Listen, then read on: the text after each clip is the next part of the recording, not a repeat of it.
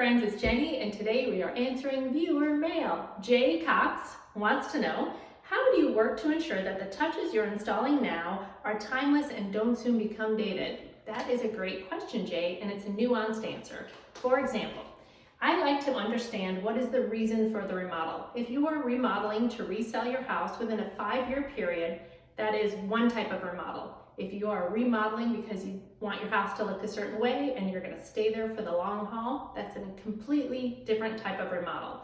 So as far as timelessness in design, I understand what you're saying, and I actually don't think it's really a thing, but there are certain styles and finishes that have longer lifespans than others. For example, in a kitchen, a white shaker cabinet with Carrara marble tops, that's been around for a long time and it's gonna stay around for a long time. Is it the hot thing right now? Not necessarily, but it's gonna be popular and acceptable and attractive for years to come. So it's a fine line between timelessness, which isn't really a thing, and what you like right now. It's a great question. Much like fashion, you gotta nuance the answer between what's popular and what will last. I know I didn't really answer your question, but understanding the reason for the remodel is super important when deciding on those timeless finishes.